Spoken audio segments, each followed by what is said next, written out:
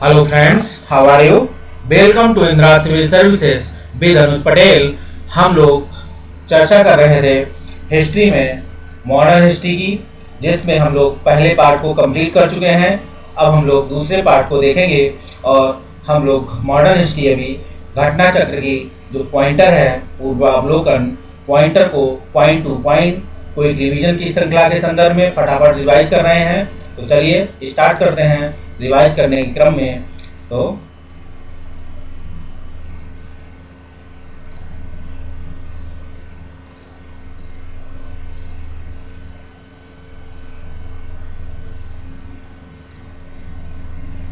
ये आपका आधुनिक भारत है। आधुनिक भारत में आप देखेंगे घटना चक्र का है, पूर्वावलोकन है, सार है। आधुनिक भारत के इतिहास के संदर्भ में देखते हैं अगर तो जीएस के मॉडर्न हिस्ट्री है, पार्ट 2 को शुरुआत करेंगे। अगर हम बात करें आधुनिक भारत में शिक्षा के विकास के संदर्भ में, तो भारत में अंग्रेजों ने प्रथम मदरसा स्थापित किया था कलकत्ता में, वारेन हेस्टिंग्स द्वारा स्थापित किया गया था। एशियाटिक सोसाइटी ऑफ बंगाल के संस्थापक थे सर विलियम जोन्स थे, और वाराणसी में प्रथम सांस्कृतिक महाविद्यालय की स्थापना की गई थी जो नाना डंकन द्वारा जो स्थापित की गई थी। कौन से? जो भारतीय विधि और संस्कृति के ज्ञान के लिए ये अंग्रेजी में जो मेरठ में अंग्रेजी रेजिडेंट थे जोनानाथ डक्कन और दादा भाई नौरोजी, माइकल मधुसूदन दत्त, राजा राम मोहन राय, विवेकानंद में से वह जिसने पेरिस के रॉयल एशियाटिक सोसाइटी की सदस्यता प्रदान की गई थी। तो माइकल मधुसूदन दत्त को जो पेरिस की रॉयल एशियाटिक सोसाइटी की सदस्यता प्रदान की गई थी। और सर्वप्रथम भगवत गीता को अंग्रेजी में अनुवाद चार्ल्स विल्किंस ने किया था। कालिदास की प्रसिद्ध रचना शकुंतला का पहली बार अंग्रेजी में अनुवाद किया गया था, तो सर विलियम जोन्स ने किया था। ठीक है, भगवत गीता विल्किंसन और कालिदास की प्रसिद्ध रचना शकुंतला का विलियम जोन्स ने किया था। याद रखिएगा, शकुंतला जोन्स। और स्वतंत्रता पूर्व अवधि में ब्रिटिश सरकार द्वारा भारत में आधुनिक शिक्षा के प्रसार का मुख्य उद्देश्य था छोटे प्रशासनिक पदों पर नियुक्ति हेतु शिक्षा भारतीयों की आवश्यकता है। छोटे प्रशासनिक पदों पर नियुक्ति हेतु शिक्षित भारतीयों की आवश्यकता है। यह स्वतंत्रता पूर्व भारत में ब्रिटिश सरकार द्वारा भारत में आधुनिक शिक्षा के प्रसार का मुख्य उद्देश्य था कि छोटे प्रशासनिक पदों पर नियुक्ति हेतु शिक्षित भारतीयों की आवश्यकता है। इसीलिए उन्होंने ब्रिटिश सरकार ने क्या की थी? अपने लिए अपने हिसाब से शिक्षित करने की व्यवस्था की थी। शिक्षा की जो व्यवस्था भारत में की थी। हम आगे बात करें, अगर ब्रिटिश सरकार ने जिस अधिनियम में पहली बार भारत में शिक्षा के लिए 1 लाख रुपए दिए थे, तो जो चार्टर एक्ट था 1813 में, चार्ल्स वुड का आदेश पत्र संबंधित था शिक्षा से। हिंदी का पहला समाचार पत्र उदंत जो मार्तंड था 30 मई 1826 को प्रकाशित हुआ था कलकत्ता से। और हंटर कमीशन की रिपोर्ट में विशेष जोर दिया गया था प्राथमिक शिक्षा के सुधार पर दिया गया था। और हम आगे बात करें तो नेशनल काउंसिल ऑफ एजुकेशन की स्थापना जो 15 अगस्त 1906 को हुई थी। नेशनल काउंसिल ऑफ एजुकेशन की स्थापना 15 अगस्त 1906 को। और सैडलर आयोग संबंधित था, शिक्षा से संबंधित था। शिक्षा में सुधार हेतु ब्रिटिश सरकार ने सैडलर विश्वविद्यालय आयोग नियुक्त किया था। तो 1917 में जो सैडलर आयोग आया था। और आगे बात करें, लॉर्ड मैकाले संबंधित थे अंग्रेजी शिक्षा के। और भारत में औपनिवेशिक काम में अधोमुखी निषेधन सिद्धांत फिल्ट्रेशन थ्योरी शिक्षा के क्षेत्र में थी, और ये मैकाले साहब की थी। आगे हम बात करें जो लॉर्ड मैकाले की थी, भारत की शैक्षणिक नीति में फिल्ट्रेशन थ्योरी के प्रतिपादक लॉर्ड मैकाले थे। भारत में आधुनिक शिक्षा की नींव 1835 में मैकाले के स्मरण पत्र से आई और यह विकसित हुई या रखी गई। भारत में अंग्रेजी शिक्षा का आरंभ, जिसे अंग्रेजी शिक्षा का आरंभ देखेंगे तो लॉर्ड विलियम कैवेंडिश बेंटिंग के शासनकाल में आई थी। ठीक है, इनका पूरा नाम था लॉर्ड विलियम कैवेंडिश बेंटिंग, इनका पूरा नाम यही था। ठीक है, अगर कभी आपसे पूछा ना है कहीं क्वेश्चन हो कि लॉर्ड विलियम बेंटिंग का पूरा नाम या पूछ दिया जाए तो लॉर्ड विलियम कैवेंडिश बेंटिंग के शासनकाल में जो अंग्रेजी शिक्षा आरंभ की गई। हम आगे बात करें, अगर भारत में प्रथम 3 विश्वविद्यालय कलकत्ता, मद्रास, बंबई की स्थापना की गई थी, जो 1857 ईस्वी में, और जिसके सतत प्रयत्नों से बंबई में प्रथम महिला विश्वविद्यालय की स्थापना की गई थी। तो डी के कर्वे साहब की अध्यक्षता में या जो उनके प्रयासों से हुई थी। और डेक्कन एजुकेशन सोसाइटी की स्थापना बीजी तिलक संबंधित थे। Hindu college Tilak Calcutta, the Hindu college Calcutta अलग अलग है। हिंदू कॉलेज दिल्ली वाला है, कलकत्ता दिल्ली कॉलेज, मयो कॉलेज और मुस्लिम एंग्लो ओरिएंटल कॉलेज में सर्वप्रथम स्थापना हुई थी। तो हिंदी कॉलेज कलकत्ता की, ठीक है, हिंदू कॉलेज कलकत्ता की स्थापना हुई थी। हम आगे बात करें, डेविड हेयर अलेक्जेंडर डफ में से मिलकर जिसने कलकत्ता में एक हिंदू कॉलेज की स्थापना की थी। तो कलकत्ता में हिंदू कॉलेज की स्थापना डेविड हेयर अलेक्जेंडर डफ के साथ मिलकर राजा राम मोहन राय साथ थे इन्होंने हिंदू कॉलेज की स्थापना की कलकत्ता में। बाल गंगाधर तिलक, स्वामी विवेकानंद, महात्मा गांधी, मदन मोहन मालवीय में से भारतीय विश्वविद्यालयों में धार्मिक शिक्षा के लिए प्रबल रूप से वकालत की थी। तो धार्मिक शिक्षा के लिए मदन मोहन मालवीय ने वकालत की थी। बनारस हिंदू विश्वविद्यालय का शिलान्यास लॉर्ड हार्डिंग के समय हुआ था। और अलीगढ़ मुस्लिम विश्वविद्यालय, अलीगढ़ डॉक्टर भीमराव विश्वविद्यालय लखनऊ, बनारस हिंदू विश्वविद्यालय वाराणसी तथा इलाहाबाद विश्वविद्यालय में से सर्वप्रथम केंद्रीय विश्वविद्यालय घोषित किया गया था। तो बनारस हिंदू विश्वविद्यालय वाराणसी को केंद्रीय विश्वविद्यालय के रूप में सर्वप्रथम घोषित किया गया था। आधुनिक भारत में अगर प्रेस की बात करें तो पहला समाचार पत्र बंगाल गजट था। आगे बेलेजली, हेस्टिंग्स, लॉर्ड एडम्स और डलहौजी में से सर्वप्रथम प्रेस सेंसरशिप लागू की गई थी। तो बेलेजली ने प्रेस सेंसरशिप लागू की थी। और 1878 में वर्नाकुलर प्रेस एक्ट रद्द कर दिया गया था। तो लॉर्ड रिपन ने वर्नाकुलर प्रेस एक्ट 1878 में जो है रद्द कर दिया था, जो लिटल साहब लाए थे। आगे हम बात करेंगे, जो वर्नाकुलर प्रेस एक्ट परिवर्तन किया था लॉर्ड लिटन ने। और आगे बात करें तो वह गवर्नर जनरल जिस समय भारतीय भाषा प्रेस अधिनियम समाप्त किया गया था, तो लॉर्ड रिपन के समय भारतीय भाषा प्रेस अधिनियम समाप्त कर दिया। तो लॉर्ड रिपन ने समाप्त किया था।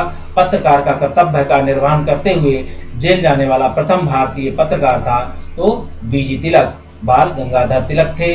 अमेरिका के फ्री हिंदुस्तान अखबार शुरू किया था तारकानाथ दास ने, और फारसी साप्ताहिक मिरातुल अखबार को प्रकाशित किया था तो राजा राम मोहन राय ने। मिरातुल अखबार आया था, फारसी था। आगे हम बात करें, 1880 के दशक में इंडियन मिरर का अखबार प्रकाशन होता था कलकत्ता से। गदर पत्र का प्रथम अंक प्रकाशित हुआ था उर्दू भाषा में, और गदर था एक साप्ताहिक पत्र था। आगे हम बात करें, अमृत बाजार पत्रिका की स्थापना शिशिर कुमार घोष ने की थी। लोकमान बाल गंगाधर तिलक ने भारतीय स्वतंत्रता संग्राम की सेवा के उद्देश्य से जो समाचार पत्र प्रारंभ किया था वह है केसरी, ठीक है। लोक बाल गंगाधर तिलक ने भारतीय स्वतंत्रता संग्राम के सेवा के उद्देश्य से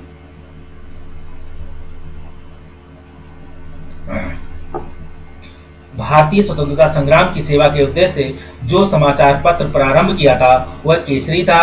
और क्रांतिकारी काल की लोकप्रिय पत्रिकाएं जो अनेक कारणों से कांग्रेस की आलोचना करती थीं, क्रांतिकारी काल की जो लोकप्रिय पत्रिकाएं थीं अनेक कारणों से कांग्रेस की जो आलोचना करती थीं, उनमें बंगवासी, काल और केसरी का नाम था। और भारतीय स्वतंत्रता संग्राम की सेवा के उद्देश्य से बाल गंगाधर तिलक ने समाचार पत्र जो प्रारंभ किया था उसका नाम भी केसरी था।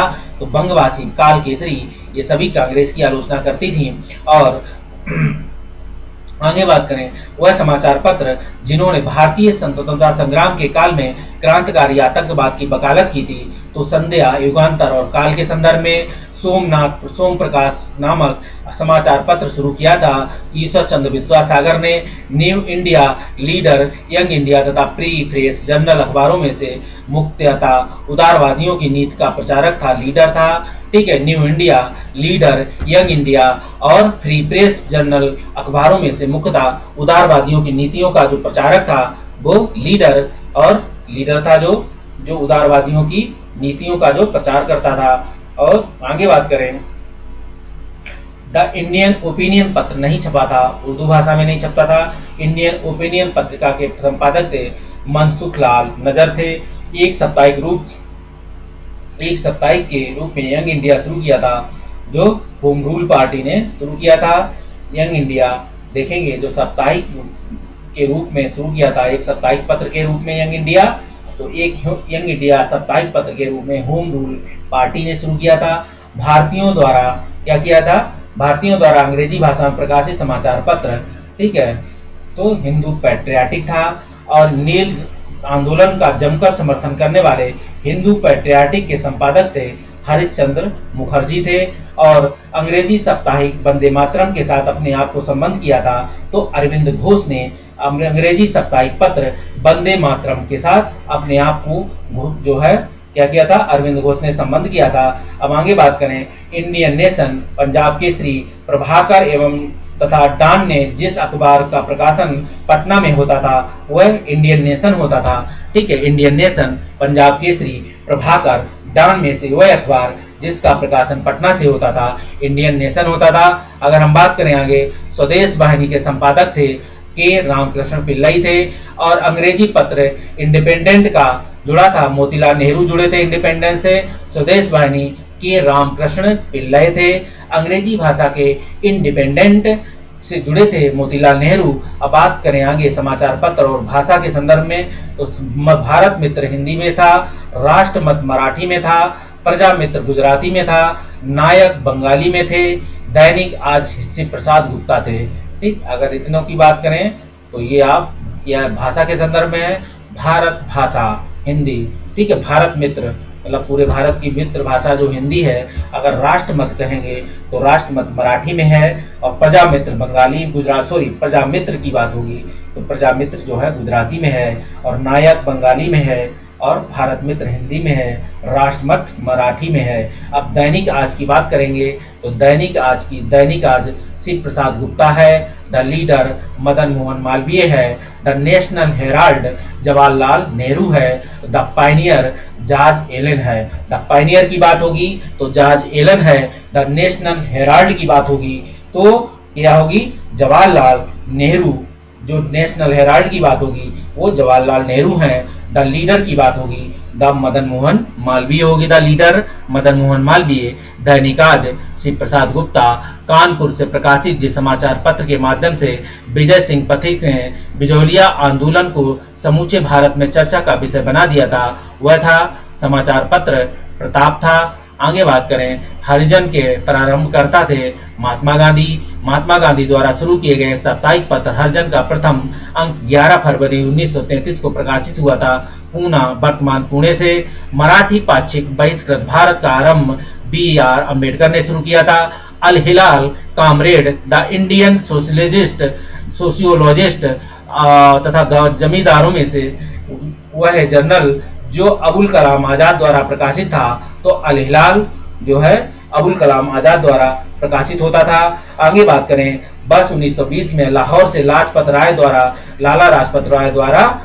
जिस उर्दू समाचार पत्र को प्रारंभ किया गया था तो वंदे मातरम था। लाला लाजपत राय द्वारा 1920 को लाहौर से उर्दू में वंदे मातरम लाला लाजपत द्वारा प्रकाशित होता था। आगे हम बात करें हिंदू के संदर्भ में तो जी सुब्रमण्यम अय्यर हैं सुधारक। देखोगे हिंदू जो समाचार पत्र है उसके संपादक देखोगे तो सुब्रमण्यम अय्यर हैं। सुधारक जी गोपाल गोखले हैं। वॉइस ऑफ इंडिया दादा भाई नौरोजी हैं। बंगाली SN बनर्जी हैं। बॉम्बे क्रॉनिकल देखोगे फिरोज शाह मेहता हैं। बंगाली मतलब बंगाल में एक ही energy SN Banerjee. The Bombay Chronicle Firoz Shah Mehta. Commonwealth Annie Besant. Leader Madan Mohan Malaviya. Search light Sachchidananda Sinha मतलब सच्चाई के लिए सर्च लाइट जलाते रहते हैं। Independence Motilal Nehru. Justice TM Nair है। जस्टिस करेंगे तो TM नायर करेंगे। Independence Motilal Nehru. Search light Sachchidananda Sinha. The leader Madan Mohan Malaviya. The Commonwealth Annie Besant. Bombay Chronicle Firoz Shah Mehta. Bengali SN Banerjee. Voice of India दादा भाई नौरोजी। सुधारक जी के गोखले और हिंदू जी सुब्रमण्यम अय्यर। आगे हम बात करें अबुल कलाम आजाद के संदर्भ में, तो अबुल कलाम आजाद देखेंगे अल हिलाल हैं, फिरोज शाह मेहता बॉम्बे क्रॉनिकल हैं, और Bombay Chronicle Firoz Shah Mehta, Annie Besant New India, Mahatma Gandhi Young India, Annie Besant याद रखिएगा। न्यू की बात होगी वो न्यू इंडिया की बात होगी तो एनी बेसेंट होगी, महात्मा गांधी होंगे जहां तो वो यंग इंडिया, लोकमान तिलक की बात होगी तो केसरी होगी, और कौमी आवाज पत्र का आरंभ किया था जवाहरलाल नेहरू ने, याद रखिएगा। कौमी नाम से आप ऐसा ना समझ लें जिन्ना साहब को, तो कौमी आवाज जो पत्र था उसका आरंभ किया था जवाहरलाल नेहरू ने। नवजीवन एम के गांधी मतलब जो महात्मा गांधी और मोहनचंद करमचंद गांधी, नवजीवन, स्वराज, टी प्रकाशम की बात हो रही है, स्वराज की बात जब होगी तो टी प्रकाशम, प्रभात की बात होगी तो एनसी केलकर की बात होगी प्रभात के संदर्भ में, स्वराज, टी प्रकाशम और प्रभात की बात होगी तो एनसी केलकर, और कौमी आवाज की बात होगी तो जवाहरलाल नेहरू, और प्रभात आपकी बताया ही है कि एनसी केलकर प्रभात की बात होगी, और स्वराज की बात होगी तो प्रकाश होगा। ठीक है, जब स्वराज मिलेगा तो प्रकाश मिलेगा, और जब प्रभात होगा तो आप केला खाएंगे, प्रभात एनसी केलकर। और तो आगे बात करें, महात्मा गांधी यंग इंडिया हैं, बाल गंगाधर तिलक केसरी हैं, एनी बेसेंट हैं जो किसके कॉमनवेल्थ से हैं, और बी आर अम्बेडकर हैं, मूक नायक हैं, और Mook Nayak B R Ambedkar. Annie Besant के संदर्भ में चर्चा होगी न्यू इंडिया, दादा भाई नौरोजी के संदर्भ में होगी राष्ट्र जो गुप्तार के संदर्भ में बात होगी, दादा भाई नौरोजी राष्ट्र गुप्तार की बात होगी, एनी बेसेंट की बात होगी न्यू इंडिया के संदर्भ में बात करेंगे, बी आर अम्बेडकर की बात करेंगे तो मूक नायक के संदर्भ में बात करेंगे, और हम आगे बात करें एनी बेसेंट कॉमनवेल्थ बात होगी, बाल गंगाधर तिलक केसरी के संदर्भ में बात होगी। अब एनी बेसेंट द्वारा निकाले जाने वाले दो जो अखबार थे वो कॉमनवेल्थ और न्यू इंडिया थे। सही सुमेलित की बात हो तो बिपिन चंद्रपाल न्यू इंडिया होंगे, ठीक है, जो बिपिन चंद्रपाल हैं न्यू इंडिया, अरविंद घोष वंदे मातरम, ब्रह्मा बांधव उपाध्याय संध्या की बात होगी, ब्रह्मा बांधव उपाध्याय संध्या, मोहम्मद अली जिन्ना कामरेड के संदर्भ में होगी, S N Dange the Socialist की बात होगी, मुजफ्फर अहमद नवयुग की बात होगी, गुलाम हुसैन इंकलाब की बात होगी, एम सिंगारवेलू लेबर किसान गजट के संदर्भ में बात होगी, यस डांगे द सोशलिस्ट की बात होगी।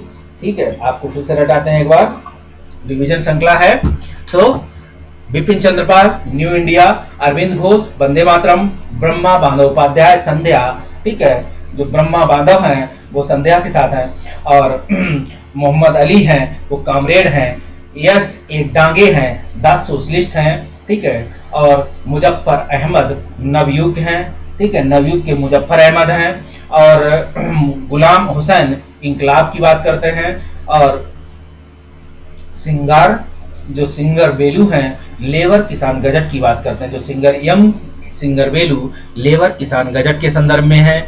हम आगे बात करें तो सामाजिक एवं धार्मिक सुधार आंदोलन के संदर्भ में, तो 19वीं शताब्दी के धर्म एवं समाज सुधार आंदोलनों ने जनसंख्या के जिस वर्ग को मुख्यतः आकर्षित किया था वह देखेंगे तो बुद्धिजीवी, नगरी उच्च जातियां और उदार रजवाड़े, जो 19वीं सदी में धर्म एवं सुधार आंदोलनों के लिए जनसंख्या के जिस वर्ग को आकर्षित किया था ये वर्ग थे।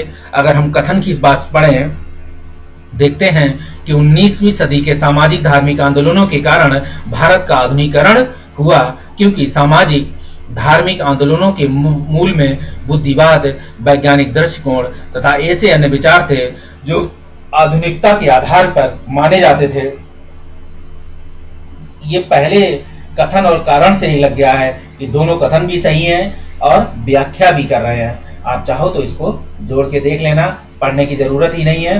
कुलीन जमींदार, नवजीवन धनवान व्यापारी, शिक्षित हिंदू मध्यम वर्ग तथा शिक्षित मुसलमान में से वह वर्ग जो सर्वप्रथम पश्चिमी सभ्यता से प्रभावित किया था, तो शिक्षित हिंदू मध्यम वर्ग था जो पश्चिमी शिक्षा से प्रभावित हुआ था और भारतीय जागृति के जनक कहलाते हैं। तो भारतीय जागृति या जैसे भारतीय संस्कृति के जनक या भारतीय जागृति के जनक राजा राम मोहन राय को बोला जाता है। और पुनर्जागरण का पिता, जिन्हें वो जागृति या पुनर्जागरण, तो भारतीय पुनर्जागरण का पिता राजा राम मोहन राय, भारतीय राष्ट्रवाद का पैगंबर राजा राम मोहन राय को, भारत का प्रथम आधुनिक पुरुष राजा राम मोहन राय को, राजा राम मोहन राय द्वारा स्थापित प्रथम संस्था कौन थी? आत्मीय सभा। आत्मीय सभा के बाद शुरू करते हैं राजा राम मोहन द्वारा ब्रह्म समाज की स्थापना 1828 और राजा राम मोहन द्वारा राजा की उपाधि दी गई थी, अकबर द्वितीय ने दी थी। और ये गए थे कहाँ? ब्रिस्टल गए थे अकबर की पेंशन के संदर्भ में, जो वहाँ लंदन में उससे मतलब उनकी रानी से या उनके राजा से बात करने के संदर्भ में। तो ब्रिस्टल में इन्हें निमोनिया हो गया था सर्दी के कारण और ये वहीं उनकी मृत्यु हो गई थी। इसलिए राजा राम मोहन राय की समाधि ब्रिस्टल इंग्लैंड में बनी हुई है।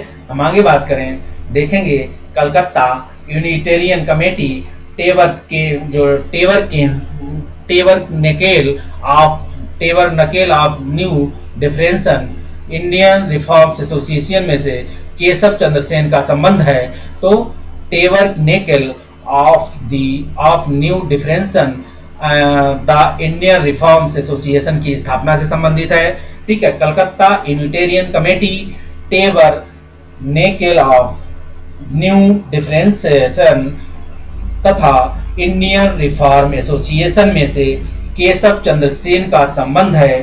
टेबरनेकल ऑफ न्यू डिफरेंशिएशन तथा इंडियन रिफॉर्म्स एसोसिएशन की स्थापना करना।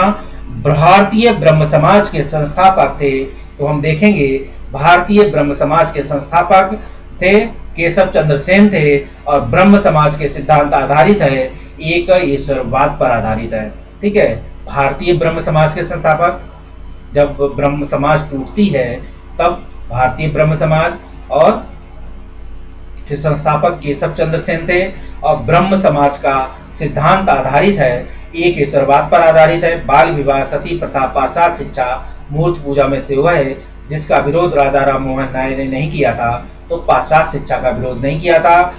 और बात करें ब्रह्म समाज के बारे में सही कथन है, इसने मूर्ति पूजा का विरोध किया, धार्मिक ग्रंथों की व्याख्या के लिए इसने पुरोहित वर्ग को अस्वीकार कर दिया। 19वीं शताब्दी के उत्तरार्ध में नव हिंदूवाद, न्यू हिंदुइज्म के सर्वश्रेष्ठ प्रतिनिधि थे स्वामी विवेकानंद। आगे हम बात करें अगर, तो विवेकानंद ने शिकागो में आयोजित पार्लियामेंट ऑफ वर्ल्ड रिलीजन्स के भाग लिया था 1893 ईस्वी में। प्रख्यात समाज सुधारक जिन्होंने ज्ञान योग, कर्म योग, राजयोग नामक पुस्तकें लिखी थी, तो स्वामी विवेकानंद ने लिखी थी।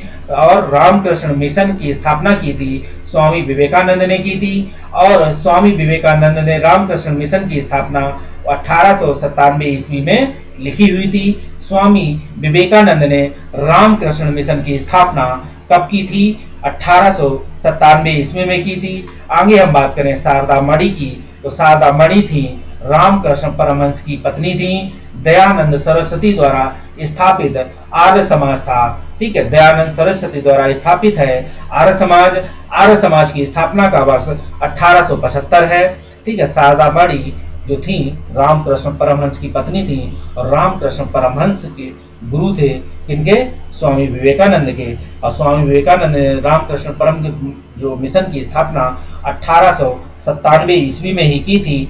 दयानंद सरस्वती द्वारा स्थापित आर्य समाज जो 1875 ईस्वी में स्थापित किया गया था। आगे हम बात करें वेदों के पुनरुत्थान को श्रेय है, तो स्वामी दयानंद सरस्वती को वेदों की ओर चलो कहा दयानंद सरस्वती ने। और भारत का मार्टिन लूथर कहलाता है। स्वामी दयानंद सरस्वती को सत्यार्थ प्रकाश की रचना की थी स्वामी दयानंद सरस्वती द्वारा। सत्यार्थ प्रकाश का पवित्र पुस्तक है आर्य समाज की। और सत्यार्थ प्रकाश जो पुस्तक पवित्र पुस्तक है किनकी? आर्य समाज की। और सत्यार्थ प्रकाश की रचना देखोगे तो दयानंद सरस्वती ने की थी। भारत का मार्टिन लूथर किंग कहा जाता है दयानंद सरस्वती को। तो सत्यार्थ प्रकाश की पवित्र पुस्तक जो लिखी थी वो आर्य समाज थी। तो आर्य समाज किसका हुआ? स्वामी दयानंद सरस्वती का। शुद्धि आंदोलन का समर्थन किया था आर्य समाज ने, और अच्छा शासन स्वशासन का स्थापन नहीं है कहा था। अच्छा शासन स्वशासन का स्थानापन्न या जो इंटरचेंजेबल नहीं है तो स्वामी दयानंद ने। और वह व्यक्ति जिसने सर्वप्रथम स्वराज शब्द का प्रयोग किया और हिंदी को राष्ट्रभाषा माना तो स्वामी दयानंद सरस्वती ने किया।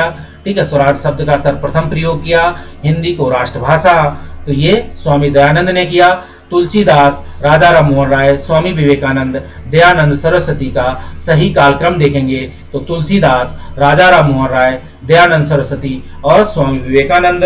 महाराष्ट्र में देखोगे तो महाराष्ट्र में प्रार्थना समाज की स्थापना आत्माराम पांडुरंग ने की थी। महाराष्ट्र में प्रार्थना समाज की मुख्य संचालक थे एम.जी. रनाडे थे। महाराष्ट्र के प्रार्थना समाज के प्रमुख संस्थापक एम.जी. रनाडे हैं।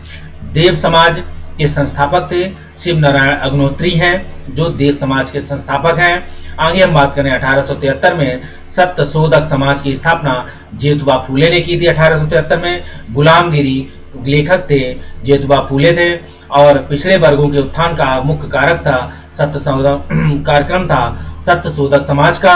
सत्यशोधक समाज ने संगठित किया था महाराष्ट्र में एक जाति विरोधी आंदोलन जो संगठित किया था। एक बंगाली नेता जिसने सामाजिक धार्मिक सुधारों का विरोध किया और रूढ़वादिता का समर्थन किया राधाकांत देव ने किया।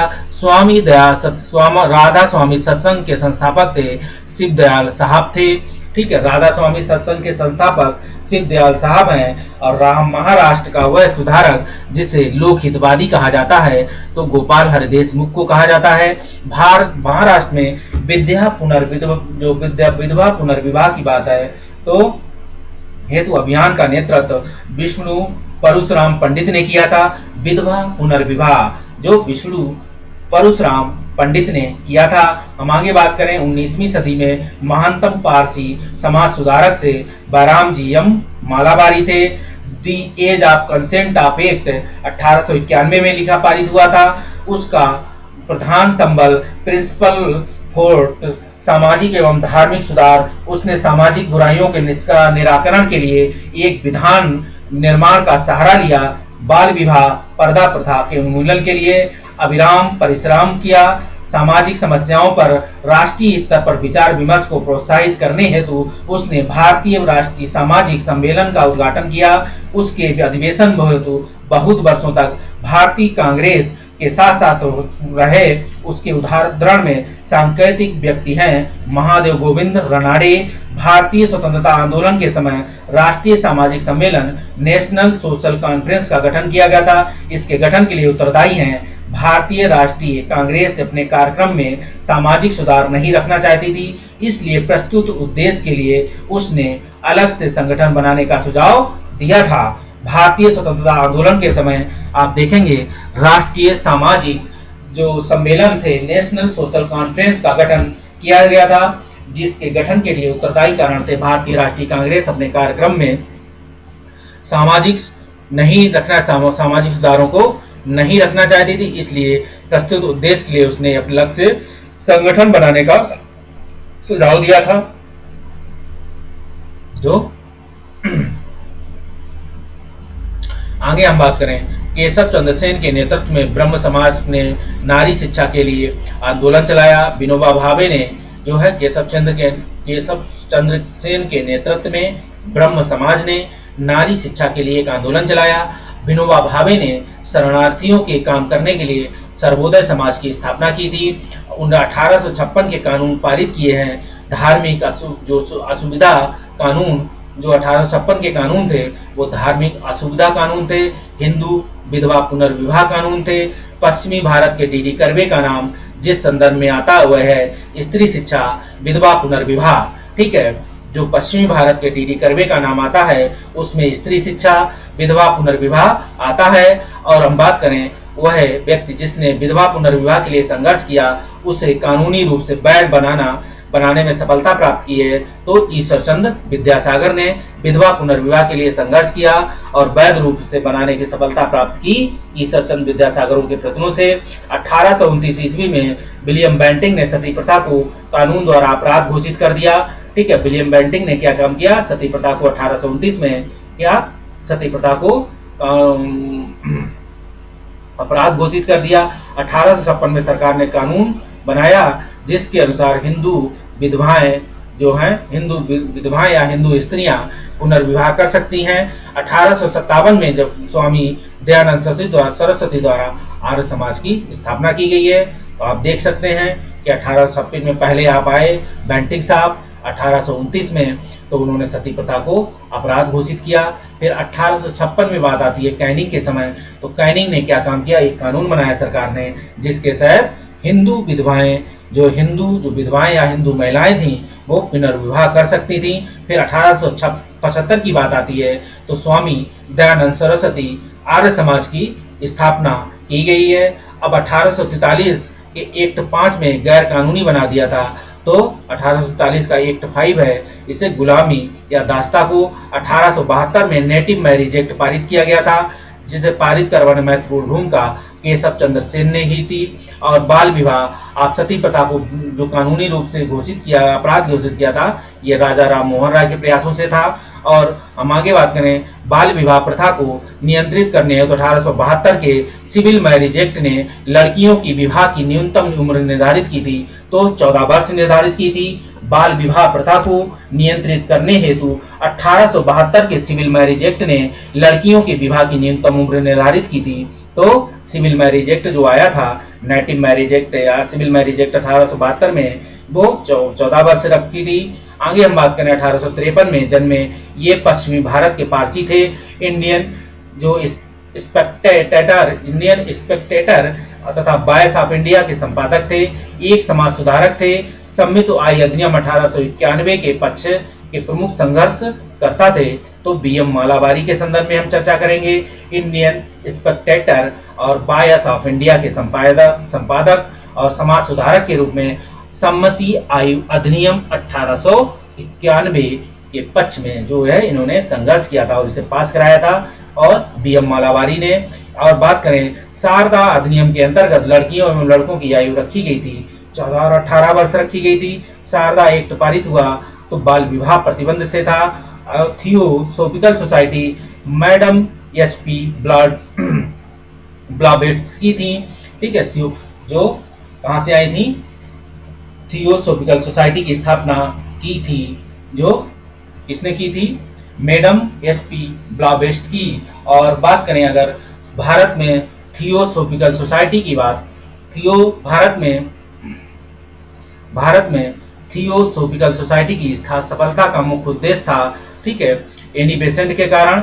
एनी बेसेंट ने भारत में थियोसोफिकल सोसाइटी की सफलता में मुख्य योगदान दिया था। थियोसोफिकल सोसाइटी की जो स्थापना थी वो अमेरिका में की गई थी और मैडम एचपी ब्लावेट्स्की ने की थी। आगे हम बात करें तो राजा राम मोहन राय ब्रह्म समाज हैं, स्वामी दयानंद सरस्वती आर्य समाज हैं, विवेकानंद रामकृष्णपुरम जो मिशन है और महादेव गोविंद रनाडे प्रार्थना समाज से संबंधित हैं। और थियोसोफिकल सोसाइटी एनी बेसेंट हैं। प्रार्थना समाज जो है, प्रार्थना समाज आप देखेंगे तो डॉक्टर आत्माराम पांडुरंग हैं, महादेव गोविंद रनाडे हैं, अलग अलग नाम आएंगे, आप कंफ्यूज मत कीजिएगा क्योंकि एक समाज से बहुत लोग जुड़े होते थे। और आत्मीय सभा राजा राम मोहन राय हैं, भारतीय ब्रह्म समाज के सबचंद्र सेन हैं, राधा स्वामी सत्संग की बात होगी तो तुलसीराम हैं जो आगरा में स्थापित हुआ था, ये तुलसीराम वाला है। और हम आगे बात करें तो ब्रह्म समाज कलकत्ता है, मानव धर्म सभा सूरत है, आर्य समाज बंबई है और नदवा उलमा लखनऊ में है, जो लखनऊ यूनिवर्सिटी के पीछे वाला हिस्सा है। यहाँ मुगल काल में जो है शिक्षा दी जाती थी। और आगे बात करें मुगल कालीन ये शिक्षा केंद्र था, ऐसा भी कह सकते हैं। हम आगे बात करें सही सुमेलित है तो सत्यशोधक समाज की स्थापना जितवा फूले ने की थी। Mohammedan Anglo Oriental Sir Syed Ahmad Khan हैं। Mohammedan Anglo Oriental college Aligarh Sir Syed Ahmad Khan हैं। तत्वबोधिनी सभा देवेंद्रनाथ टैगोर हैं। The servant of society Gopal Krishna Gokhale हैं। MCC Talwad, BN Rau, Alladi Krishnaswami Ayyar के प्रख्यात सदस्य थे। तो सर्वेंट ऑफ सोसाइटी इंडिया की स्थापना की थी गोपाल कृष्ण गोखले ने। बहुजन समाज के संस्थापक थे मुकुंदराव पाटिल। आप देखेंगे कि बहुजन समाज की जब स्थापना होती है तो मुकुंदराव पाटिल साहब ने की थी। और नडारों द्वारा मंदिरों में प्रवेश के अधिकार की मांग की प्रस्तुति के कारण 1899 में भयंकर दंगे हुए तो तिरुनेलवेली में हुए थे। इस समय आप देखेंगे यहाँ पे बहुत सारे नडारों ने बहुत सारे दंगे हुए थे। यदि भगवान अस्पृश्यता को सहन कर सकते हैं तो मैं कभी भगवान को नहीं मानूंगा। ये बाल गंगाधर तिलक ने कही बात है। राजा राम मोहन राय की बात, उन्होंने कहा कि हिंदू धर्म का शुद्धतम रूप उपनिषदों में निहित है। केशव चंद्र सेन आए, ब्रह्म जो कहा कि ब्रह्मवाद को विश्व धर्म बनना चाहिए, जो ब्रह्मवाद है उसको विश्व धर्म बनाना चाहिए, ये केशव चंद्र सेन कहते हैं। अब हम दयानंद सरस्वती की बात करें तो हिंदू धर्म की पहचान वेदों में स्थापित धर्म की से ही होती है, दयानंद सरस्वती भी कहते हैं। और आगे बात करें तो रामकृष्ण परमहंस की बात, इस पर जोर दिया है कि ईश्वर तक पहुंच के कई मार्ग हो सकते हैं। तो ये रामकृष्ण परमहंस की बात है। समाज सुधारक जो संस्कृत भाषा में प्रवीणता के लिए जाने जाते हैं, दयानंद सरस्वती, ईश्वर चंद्र विद्यासागर, राजा राम मोहन राय हैं। आगे हम बात करें सही कथन के संदर्भ में तो ब्रह्म समाज के शब्दवाद, ब्रह्म समाज एक ईश्वरवाद का समर्थन करता था। आर्य समाज ने शिक्षा के विकास में योगदान दिया। रामकृष्ण मिशन की स्थापना स्वामी विवेकानंद ने की थी और भारत में नारी आंदोलन प्रारंभ हुआ ज्योतिबा फूले की प्रेरणा से हुआ। ब्रह्म समाज, रामकृष्ण मिशन, आर्य समाज में समानता थी। तीनों ही राजनीतिक उद्देश्यों के लिए नहीं बने, लेकिन तीनों ने ही देशभक्ति की भावना के विकास में सहायता दी। आगे हम बात करें सही कथन है डॉक्टर एनी बेसेंट थियोसोफिस्ट थी। थियोसोफिकल सोसाइटी का अंतरराष्ट्रीय मुख्यालय मद्रास में है। स्वामी दयानंद सरस्वती ने आर्य समाज की स्थापना की थी। दारुल उलूम की स्थापना मौलाना हुसैन अहमद ने की थी। दारुल उलूम बोल सकते हैं तो मौलाना हुसैन अहमद ने की थी। हम आगे बात करें तो देव सामाजिक घटनाक्रम के संदर्भ में तो देवबंद आंदोलन यूपी के संयुक्त प्रांत में आरंभ हुआ था 1866 ईस्वी में। और 1924 का बंगाल का तारकेश्वर आंदोलन मंदिरों में भ्रष्टाचार से जुड़ा था। और हाली पद्धति है, बधुआ मजदूर से संबंधित है हाली पद्धति। और आगे बात करें कांग्रेस से पूर्व राजनीतिक संस्थाएं अगर देखेंगे, स्थापित संस्थाएं, तो भारत में जिस राजनीतिक संगठन की स्थापना 1838 में की गई थी वह जमींदारी एसोसिएशन था। और जी the Deccan association, the Indian association, the Madras Mahajan Sabha, the Poona सार्वजनिक सभा में से है जो 1875 में हाउस ऑफ कॉमन्स में एक याचिका प्रस्तुत करके हुए ब्रिटिश संसद में भारत का प्रत्यक्ष प्रतिनिधित्व की मांग करती है। तो ये द पूना सार्वजनिक सभा थी जिसने कहा 1875 में हाउस ऑफ कॉमन्स में एक याचिका डाली कि ब्रिटिश संसद में भारत के प्रत्यक्ष प्रतिनिधित्व की मांग होनी चाहिए। ऐसी द पूना सार्वजनिक सभा ने मांग रखी थी अपने हाउस ऑफ कॉमन्स के ब्रिटेन में जाके। आगे बात करें इंडियन एसोसिएशन के संस्थापक एस.एन. बनर्जी थे। राष्ट्रीय कांग्रेस से पूर्व सबसे लंबी प्रमुख संस्था थी इंडियन एसोसिएशन ऑफ कलकत्ता। राष्ट्रीय कांग्रेस से पूर्व सबसे प्रमुख संस्था थी Indian association of Calcutta. Satyendranath Tagore, Surendranath Banerjee, R C. Dutt, Subhash Chandra Bose में से वह नेता जो ब्रिटिश द्वारा इंडियन सिविल सर्विसेज से बर्खास्त किया गया था तो सुरेंद्रनाथ बनर्जी थे। आगे हम बात करें अगर तो सुरेंद्रनाथ बनर्जी द्वारा स्थापित उस संगठन का नाम लिखिए जो 1866 में इंडियन नेशनल कांग्रेस में विलय हो गया था। तो इंडियन नेशनल कांग्रेस में विलय आप देखेंगे सुरेंद्रनाथ बनर्जी द्वारा स्थापित संगठन था इंडियन नेशनल कांग्रेस, जो 1886 में जो है इंडियन नेशनल कांग्रेस में इंडियन नेशनल कॉन्फ्रेंस का विलय हुआ था। और इंडियन नेशनल कॉन्फ्रेंस था तो सुरेंद्रनाथ बनर्जी का था। आगे बात करें अगर हम राजनीतिक सुधारों के लेकर विरोध करने वाले प्रथम भारतीय थे तो राजनीतिक सुधारों के लिए प्रथम विरोध करने वाले भारतीय थे। राजनीतिक सुधारों के क्रम में सुरेंद्रनाथ बनर्जी थे। सही कालक्रम देखेंगे तो Bombay association, Indian league, Indian association और मद्रास महाजन सभा, ये इसका सीरियल क्रम है जो क्वेश्चन पूछा गया था उस क्रम में संदर्भ में। तो बॉम्बे एसोसिएशन, इंडियन लीग और इंडियन एसोसिएशन के संदर्भ में हम देखेंगे कि इन बॉम्बे एसोसिएशन के संदर्भ में Bombay association, Indian league, Indian association, Madras Mahajan Sabha. आगे हम बात करें अगर मद्रास महाजन सभा की स्थापना 1884 ईस्वी में की थी और 1885 में स्थापित बम्बई प्रेसिडेंसी एसोसिएशन के संस्थापकों में से एक है फिरोज शाह मेहता थे। आगे हम बात करें तो ब्रिटिश इंडिया सोसाइटी लंदन में स्थापित थी। इंडियन एसोसिएशन लंदन में स्थापित था। नेशनल इंडिया एसोसिएशन लंदन में स्थापित है।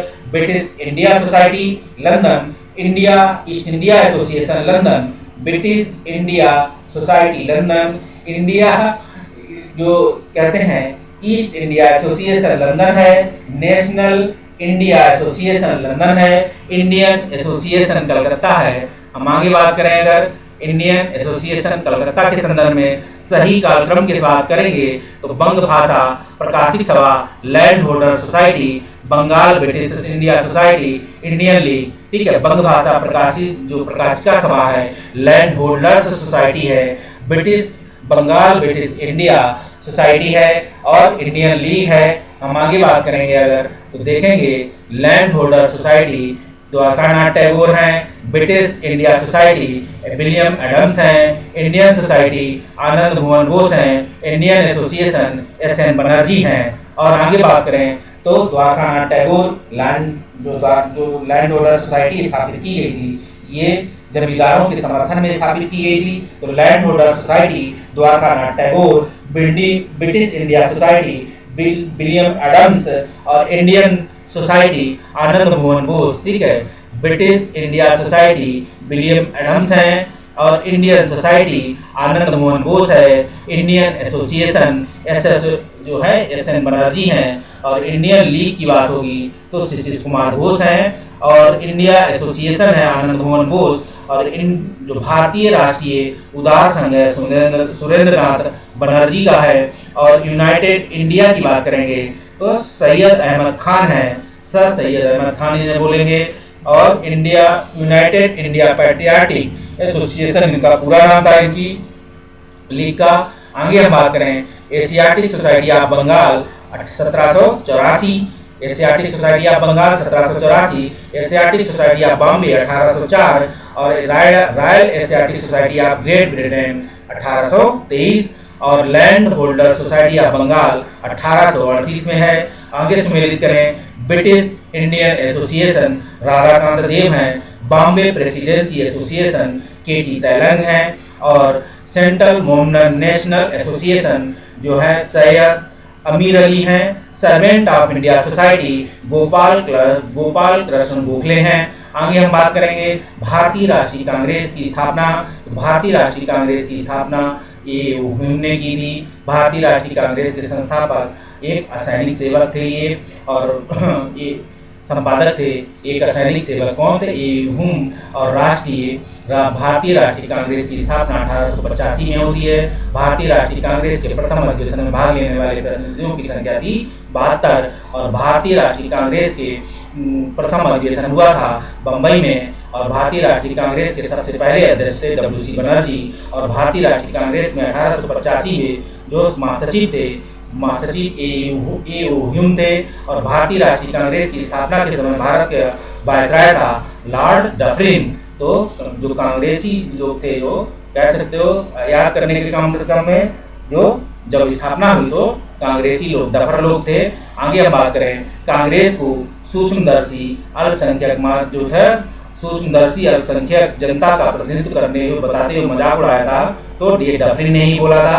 आगे बात करेंगे दादाभाई नौरोजी, जी सुब्रमण्यम अय्यर, जस्टिस राणाडे, सुरेंद्रनाथ बनर्जी में से भारतीय राष्ट्रीय कांग्रेस की स्थापना अधिवेशन में उपस्थित नहीं थे तो सुरेंद्रनाथ बनर्जी थे। भारतीय राष्ट्रीय कांग्रेस के दूसरे अधिवेशन के अध्यक्ष थे दादाभाई नौरोजी और राष्ट्रीय कांग्रेस के लिए समर्थन प्राप्त करने के लिए 1889 में एक समिति स्थापित की गई। उस समिति के सभापति थे विलियम डिग्बी। कांग्रेस के लिए समर्थन प्राप्त करने के लिए 1889 में एक समिति स्थापित की गई थी। उस समिति के सभापति विलियम डिग्बी थे। और आगे बात करें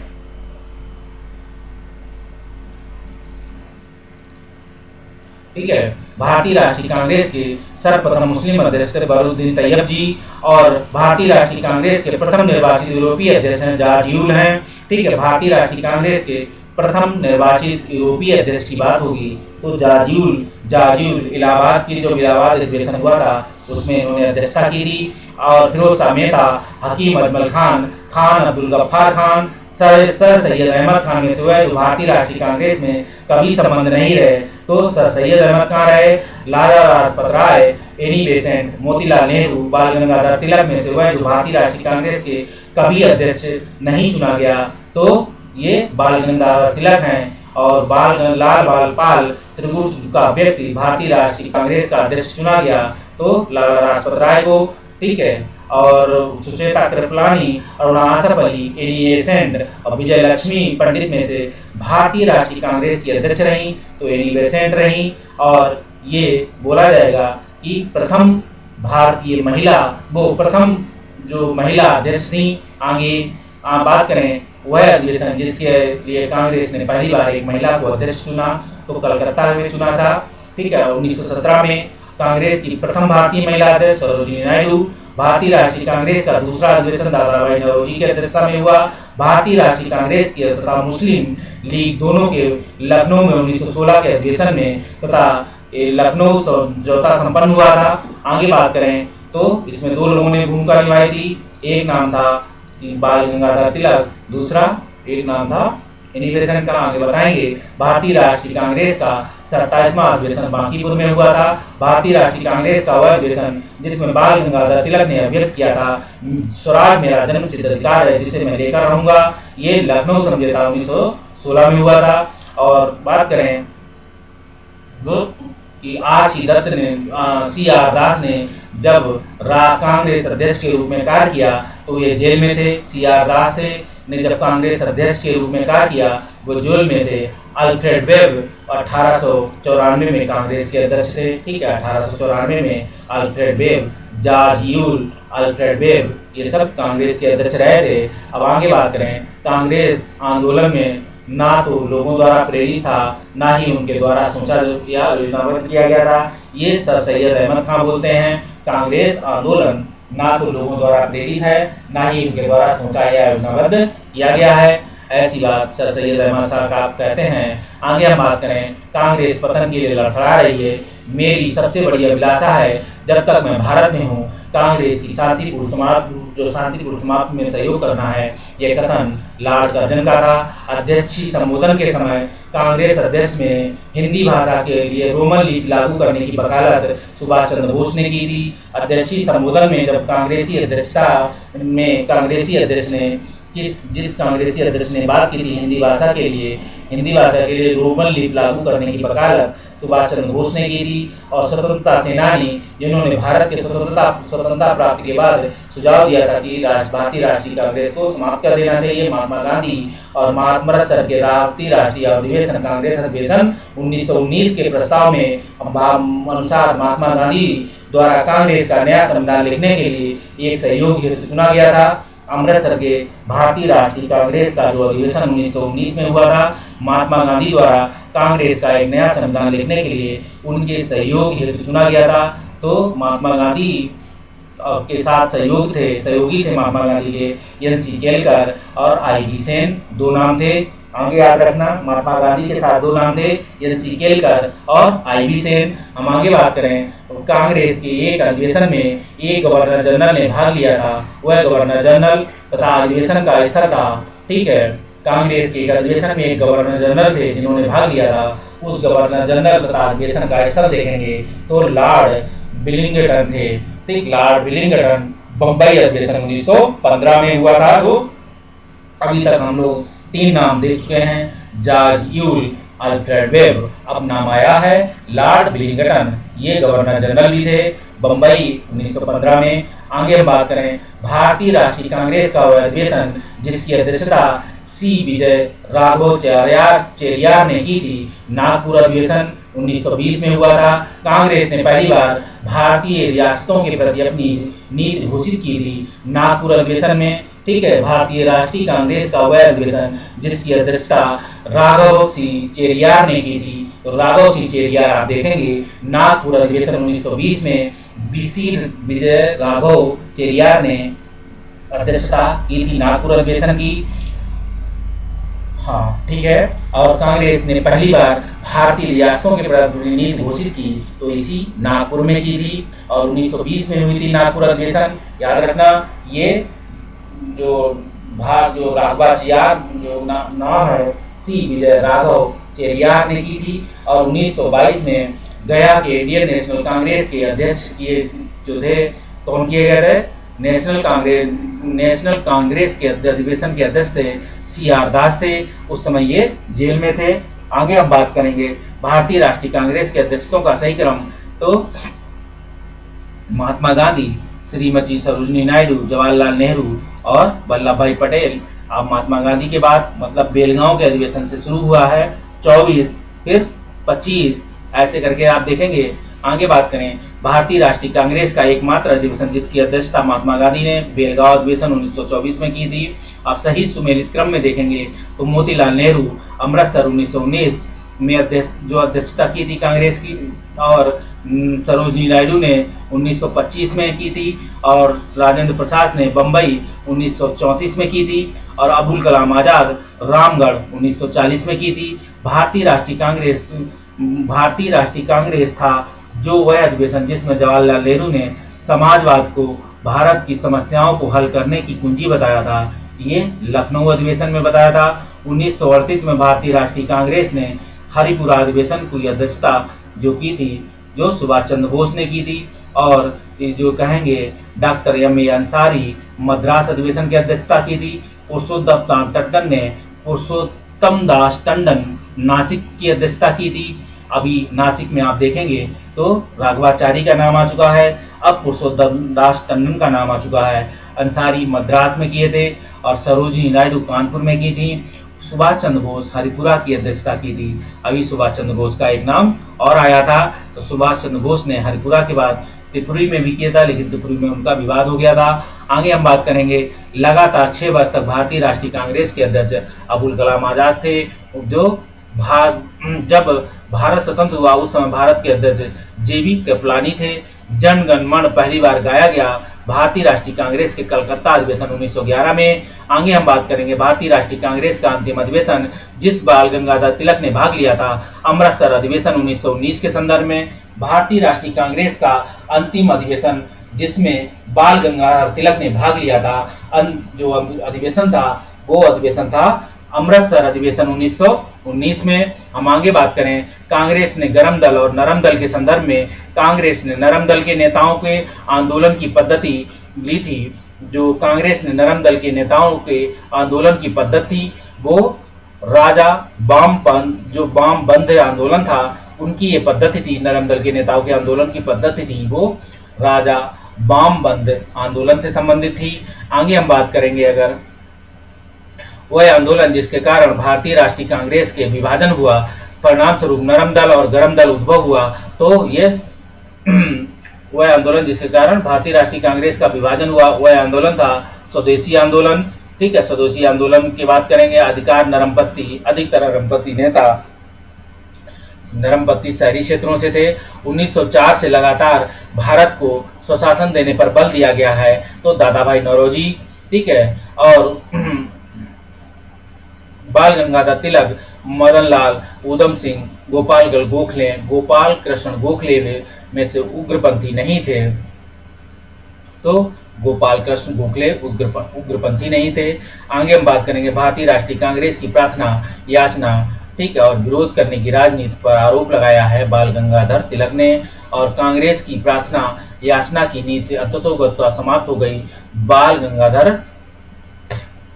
तिलक के नेतृत्व में। आगे हम बात करें भारतीय राष्ट्रीय आंदोलन गर्मपंथियों से प्रभावाधीन हो आया है तो भारतीय राष्ट्रीय आंदोलन गर्मपंथियों के प्रभावाधीन आया 1906 के बाद। ठीक है, प्रभावाधीन मतलब गर्मपंथियों के उसमें आ गया प्रभाव में भारतीय राष्ट्रीय आंदोलन।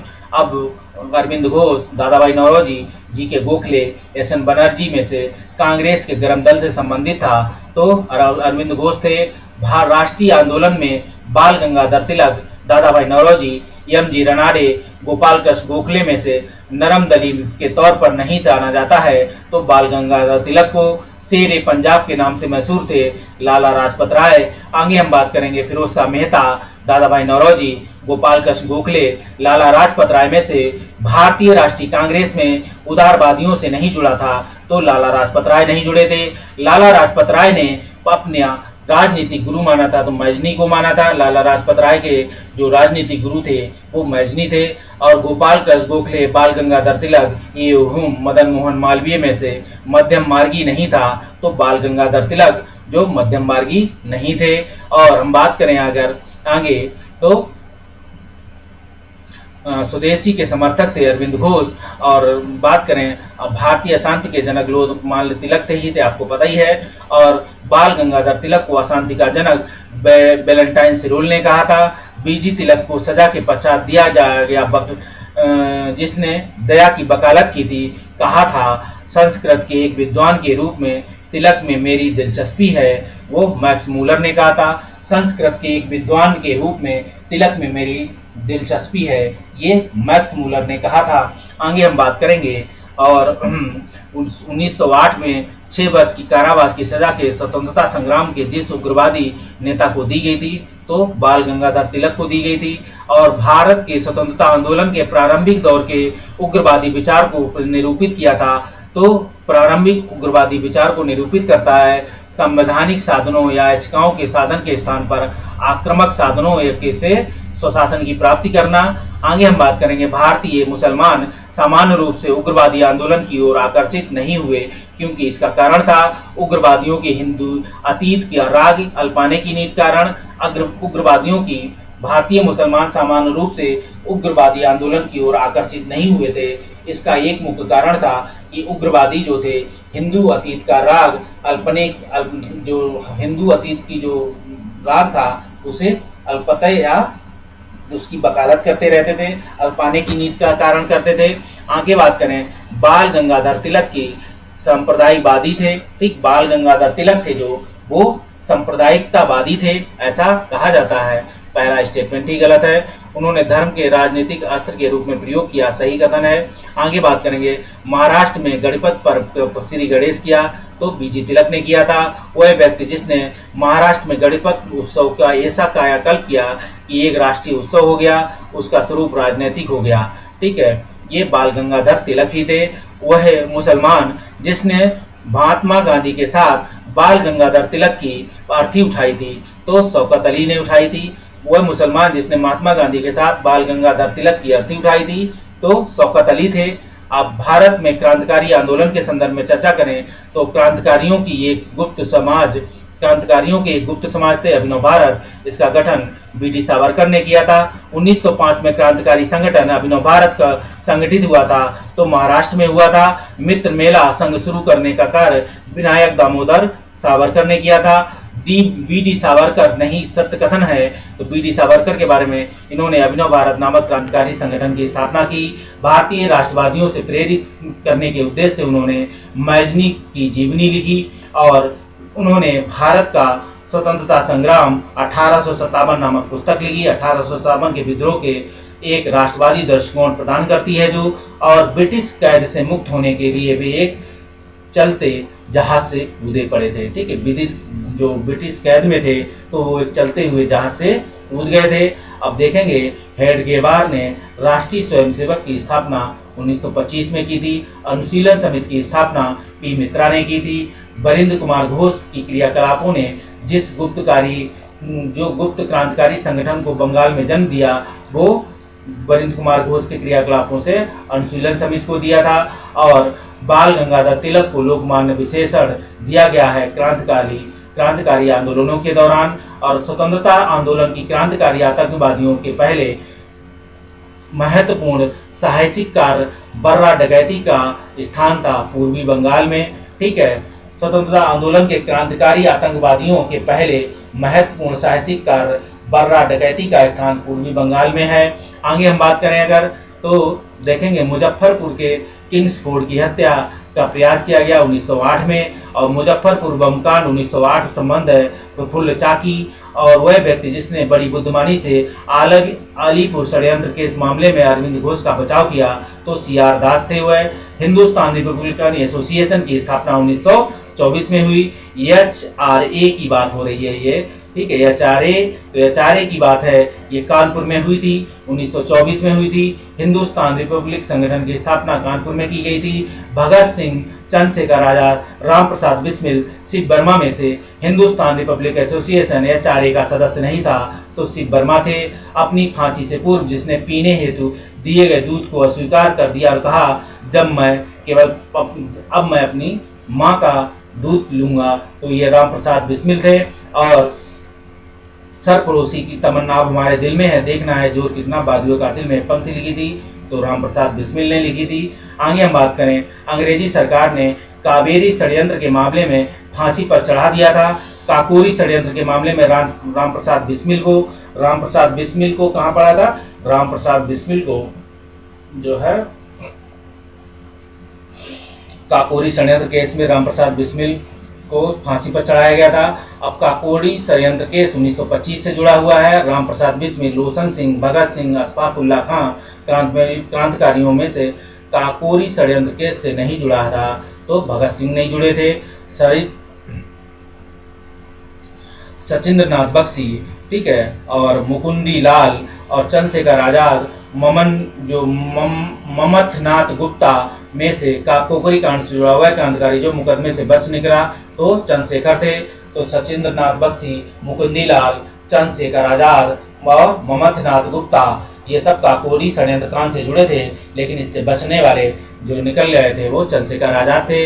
अशफाक उल्लाह खां, राजेंद्र लहरी, राम प्रसाद बिस्मिल, चंद्रशेखर आजाद में से वह व्यक्ति जो काकोरी षड्यंत्र कांड से फांसी की सजा पर बच गए तो चंद्रशेखर आजाद थे ये। आगे बात करें, काकोरी कांड के मुकदमे की सरकारी वकील जगत नारायण मुल्ला थे। काकोरी कांड के मुकदमे सरकारी वकील थे जगत नारायण मुल्ला।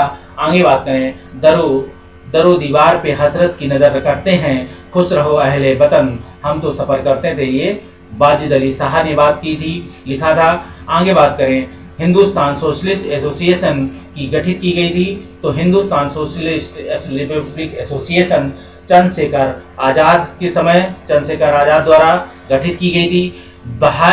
बहरी ब्रिटिश सरकार सर को सुनाने हेतु केंद्रीय विधानसभा में अप्रैल 1929 को बम फेंका था तो भगत सिंह एवं बटुकेश्वर दत्त ने हिंदुस्तान सोशलिस्ट रिपब्लिक एसोसिएशन की स्थापना के संस्थापक नेताओं में से एक थे तो भगत सिंह थे। ये दिल्ली के फिरोजशाह कोटला मैदान में इसकी स्थापना की थी। इसका नाम जो HRA का नाम बदलकर अब हिंदुस्तान HSRA कर दिया गया, जो कानपुर जो दिल्ली आकर जो फिरोजशाह कोटला मैदान में जो के समय हुई थी। आगे बात करें तो सचिंद्र नाथ सन्याल द्वारा स्थापित हिंदुस्तान रिपब्लिक एसोसिएशन का नाम बदलकर हिंदुस्तान सोशलिस्ट रिपब्लिक एसोसिएशन कर दिया था चंद्रशेखर आजाद ने। और 1928 में हिंदुस्तान सोशलिस्ट रिपब्लिक एसोसिएशन की स्थापना दिल्ली में की गई थी। काकोरी चंद्रशेखर आजाद को अंग्रेजों ने मार डाला था मुठभेड़ में गोलियों से, और क्रांतिकारी चंद्रशेखर आजाद को अंग्रेजों ने कहाँ मारा था? मुठभेड़ में गोलियों से इलाहाबाद के अल्फ्रेड पार्क में। आगे बात करें तो इंकलाब जिंदाबाद का नारा भगत सिंह ने दिया था और भगत सिंह राजगुरु सुखदेव को फांसी 23 मार्च जो 1931 को दी गई थी। और वह बाद केस जिसमें भगत सिंह सुखदेव राजगुरु को फांसी की सजा सुनाई गई थी वह लाहौर षड्यंत्र केस के तहत इनको सजा दी गई थी। भगत सिंह का स्मारक स्थित है फिरोजपुर में। आगे हम बात करें अगर लाहौर षड्यंत्र कांड में बटुकेश्वर दत्त, सुखदेव, सरदार भगत सिंह तथा राजगुरु में से जिसको फांसी नहीं थी तो बटुकेश्वर दत्त को फांसी नहीं हुई थी। भारतीय स्वतंत्रता के लिए फांसी पाने वाले प्रथम रिकॉर्डेड मुस्लिम का नाम है अशफाक उल्लाह खां है। और मुकदमे का सही कालक्रम है लाहौर मुकदमा, कानपुर मुकदमा, काकोरी मुकदमा और मेरठ मुकदमा। लाहौर, कानपुर, काकोरी और मेरठ। आगे बात करेंगे हावड़ा षड्यंत्र प्रकरण है 1910 का, ठीक है। हावड़ा षड्यंत्र प्रकरण 1910 का, विक्टोरिया षड्यंत्र प्रकरण 1914 का और लाहौर षड्यंत्र प्रकरण 1916-1930 के बीच है। काकोरी षड्यंत्र प्रकरण जो प्रकरण है वो 1925 का है। काकोरी षड्यंत्र प्रकरण है 1925 का। लाहौर षड्यंत्र प्रकरण है 1916 और 1923 का। विक्टोरिया षड्यंत्र प्रकरण है 1914 का और हावड़ा षड्यंत्र प्रकरण है 1910 का। और आगे बात करें तो मुजफ्फर अहमद, यस ए डांगे, शौकत अली उस्मानी, नलिनी गुप्ता जिस षड्यंत्र के लिए कैद किए गए थे वह कानपुर बोल्शेविक षड्यंत्र कांड से जुड़े हुए हैं। तो मुजफ्फर अहमद, यस ए डांगे, शौकत उस्मानी, नलिनी गुप्ता जिस षड्यंत्र के लिए कैद में रखे गए थे वह हैं कानपुर बोल्शेविक षड्यंत्र कांड से जुड़े हुए हैं। कानपुर बोल्शेविक षड्यंत्र कांड से जुड़ने वाले लोग हैं। तो काकोरी का नाम आपने देखा 25 में है, लाहौर 1916 और 1930 से जुड़ा है, विक्टोरिया 1914 से जुड़ा है, हावड़ा 1910 से जुड़ा है, मुजफ्फर अहमद हैं, यस डांगे हैं, शौकत उस्मानी हैं और नलिनी गुप्ता हैं। ये कानपुर बोल्शेविक क्रांति, ये एक तरीके से साम्यवाद से जुड़े थे, इसलिए कानपुर बोल्शेविक क्रांति से काम जुड़ता है इनका। तो कानपुर बोल्शेविक षड्यंत्र के अंतर्गत जो आते हैं ये सारे नाम जुड़े जाते हैं। आगे हम बात करें अगर तो देखेंगे प्रसिद्ध चटगांव षड्यंत्र धावा, जो चटगांव हारमोनी जो आयोजित हुई थी सूरसेन के नेतृत्व में। स्वतंत्रता संग्राम की सबसे कम आयु सदस्य हुए थे तो खुदीराम बोस हुए थे, जो स्वतंत्रता संग्राम के सबसे कम आयु के शहीद थे खुदीराम बोस। आगे हम बात करें तो देखेंगे अभिनव भारत डॉक्टर वीर सावरकर हैं, अनुशीलन समिति अरविंद घोष हैं, गदर पार्टी लाला हरदयाल हैं, स्वराज पार्टी सीआर दास हैं। अभिनव भारत जीबी सावरकर हैं, ठीक है, जीबी सावरकर या जैसे जीडी सावरकर हैं या बीडी सावरकर, या आगे बात करें मित्र मेला बीडी सावरकर हैं, ठीक है। और आगे बात करें तो इंडियन रिपब्लिक आर्मी की बात होगी तो ये सेन सूरसेन की बात हो रही है। और हिंदुस्तान रिपब्लिक एसोसिएशन जो है ये सन्याल की बात हो रही है, या 4A की बात है, ये अच्छे सन्याल ने स्थापित किया था कानपुर में, ठीक। आगे बात करें, अब आगे बात करें तो चटगांव सत्याग्रह हमला सूरसेन के संदर्भ साथ नेतृत्व में हुआ था। काकोरी षड्यंत्र राम प्रसाद बिस्मिल है, लाहौर षड्यंत्र के जतिन दास हैं, गदर पार्टी लाला हरदयाल है। जतिन दास जिस आरोप से बंदी बनाए गए थे वह लाहौर षड्यंत्र केस से हैं, और जेल में भूख हड़ताल के कारण जिस स्वतंत्रता संग्राम सेनानी की मृत्यु हुई थी ये कौन थे? जतिन दास। इन्होंने 64 दिन तक हड़ताल रखी थी। आगे बात करें जतिन दास भूख हड़ताल से संबंधित हैं। चंद्रशेखर आजाद मुठभेड़ के दौरान मृत्यु हुई थी, और कल भगत सिंह देखेंगे फांसी हुई थी। कल्पना दत्त को आजीवन कारावास हुआ था। कल्पना दत्त ने क्या क्या किया था? कल्पना दत्त जब ये बात हो रही थी, जब ये जैसे नहीं डिग्रियों के समय शिक्षा के जो मेडल बट रहे थे उस समय जो वायसराय पे गोली चलाने के लिए कल्पना दत्त को आजीवन कारावास हुआ था। आगे हम बात करें तो देखते हैं चटगांव आर्मरी रेड, कल्पना दत्त के संदर्भ में चटगांव आर्मरी रेड में कल्पना दत्त का नाम भी जुड़ता है। यहाँ भी कल्पना दत्त का नाम है, आजीवन कारावास हुआ था। कल्पना दत्त को जो आप देखेंगे चटगांव आर्मरी रेड है, कल्पना दत्त जो यशवंत सेन या सूरसेन के नेतृत्व में हुआ था, इन्हें चटगांव आर्मरी रेड में हुआ है। अभिनव भारत विनायक दामोदर सावरकर हैं, अनुशीलन समिति अरविंद घोष हैं, कुका आंदोलन गुरु राम सिंह हैं, और काकोरी केस के अभियुक्तों के बचाव के में एक समिति का गठन हुआ था गोविंद पल्लव पंत की अध्यक्षता में। हम आगे बात करेंगे रिवोल्ट ग्रुप सूरसेन के संबंध में, रिवोल्ट ग्रुप सूरसेन है। आगे बात करते हैं अगर तो देखेंगे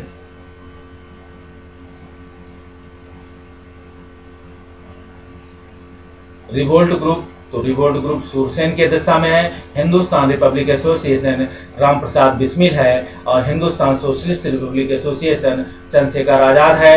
पंजाब नौजवान सभा भगत सिंह के संदर्भ में है। अभिनव भारत अनुशीलन समिति न्यू नेशनलिस्ट पार्टी तथा इंडियन पैट्रियाटिक एसोसिएशन में से क्रांतिकारी गतिविधियों में लिप्त संगठन थे।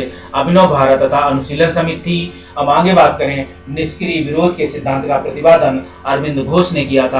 हम आगे बात करें अगर तो निष्क्रिय विरोध के सिद्धांत का प्रतिपादन अरविंद घोष ने किया था। सुभाष चंद्र बोस ने फॉरवर्ड ब्लॉक का गठन किया। Bhagat Singh Hindustan republic socialist association के संस्थापकों में से एक थे, ठीक है। तो सुभाष चंद्र बोस ने फॉरवर्ड ब्लॉक का गठन किया और भगत सिंह जो थे, Bhagat Singh Hindustan republic socialist association के संस्थापकों में से एक थे। आगे बात करेंगे तो राम प्रसाद बिस्मिल, राजेंद्र लहड़ी, रोशन सिंह, अशफाक उल्लाह खां में से वह क्रांतिकारी जिसकी फांसी गोरखपुर जेल में हुई थी। तो गोरखपुर जेल में आप देखेंगे तो राम प्रसाद बिस्मिल की हुई थी, ठीक है।